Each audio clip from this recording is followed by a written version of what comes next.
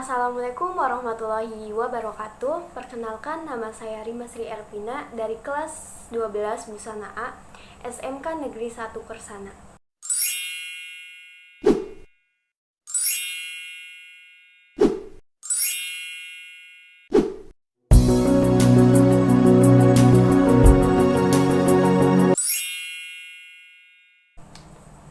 Halo semuanya, apa kabar? Pada kesempatan ini, saya akan mengulas atau nge-review sebuah novel yang berjudul Negeri 5 Menara. Novel ini ditulis oleh Ahmad Puadi pada tahun 2009 dan cetakan pertama pada bulan Juli, diterbitkan oleh Gramedia Pustaka Utama. Novel ini adalah novel pertama dari trilogi 5 Menara. Juga novel ini terinspirasi dari kisah nyata sang penulis, yaitu Ahmad Puadi. Tebal dari novel ini adalah 424 halaman. Novel Negeri 5 Menara ini adalah sebuah novel yang terinspirasi dari kisah nyata sang penulisnya, yaitu Ahmad Puadi. Novel ini termasuk novel religius karena menceritakan kisah kehidupan di pesantren. Novel ini juga menyajikan tentang pendidikan khas pesantren dengan lika-liku kehidupan di pesantren.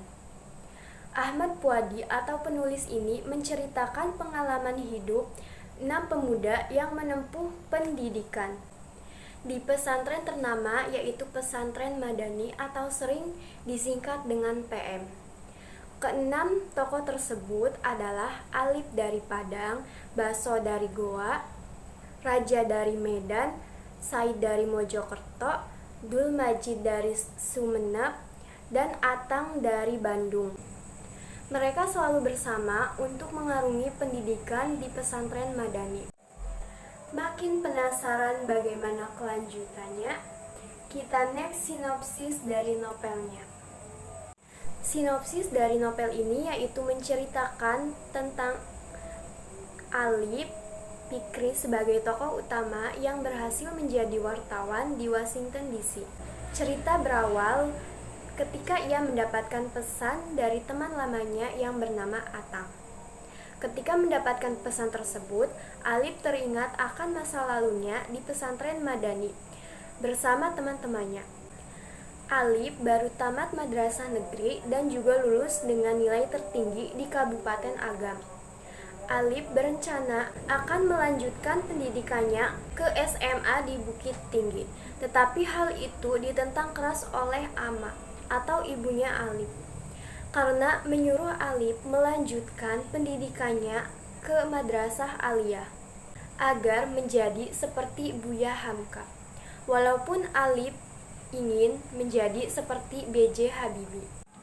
Pada suatu hari, Alip menerima surat dari Pak Etek atau pamannya yang sedang belajar di Mesir. Dalam surat itu, pamannya menyarankan Alip untuk melanjutkan pendidikannya di pesantren Madani, Jawa Timur. Setelah membaca surat tersebut, Alip langsung saja membulatkan tekadnya untuk sekolah di pesantren tersebut. Akhirnya, Alip pun berangkat ke Jawa Timur bersama ayah dan pamannya. Setelah perjalanan selama 3 hari, akhirnya Alip sampai di pesantren Madani, Jawa Timur. Di sana Alip bertemu dengan teman-temannya yang baru. Seiring berjalannya waktu, persahabatan mereka menguat meskipun sifat dan karakter mereka yang berbeda. Kisah 6 sahabat ini menamai persahabatan mereka dengan Sabihul Menara, dikarenakan tempat favorit berkumpul mereka adalah di kaki menara. Setelah 4 tahun berada di Pondok Madani, ada satu hal yang membuat Alip sedih dan kecewa. Ketika ia mendapat surat dari teman lamanya yang bernama Radai, yang mengabarinya bahwa ia telah diterima di ITB, yang merupakan impiannya juga. Saat itu pikirannya guyah dan berencana untuk berhenti sekolah di Pondok Madani. Tetapi setelah 4 tahun berlalu, Alip diterima di universitas salah satu di Bandung, yaitu Universitas Padjadjaran. Alip mengambil jurusan hubungan internasional dan berhasil menjadi wartawan Tempo. Kemudian dia mendapatkan beasiswa ke Washington DC. Ada juga kutipan yang terdapat dalam novel tersebut, yaitu manjada wajada, siapa yang bersungguh-sungguh pasti akan berhasil. Juga ada kutipan mansabara jafira, siapa yang bersabar akan beruntung. Sama seperti karya yang lain, novel ini juga memiliki kelebihan dan kelemahan. Kelebihannya yaitu novel ini berhasil menginspirasi anak muda sekarang untuk lebih bersemangat dalam menggapai cita-citanya. Novel ini juga mengubah pola pikir kita tentang pondok pesantren yang hanya belajar tentang ilmu agama Islam saja. Karena dalam novel ini ternyata juga belajar tentang ilmu pengetahuan umum seperti bahasa Inggris, Arab, kesenian, dan lain sebagainya. Sedangkan kelemahan dalam novel ini yaitu ada beberapa kata bahasa Arab yang tidak diterjemahkan sehingga mempersulit orang dalam memahami maknanya. Novel ini juga tidak memberikan gambaran tokoh lainnya secara jelas yang di akhir cerita perjalanan hidupnya.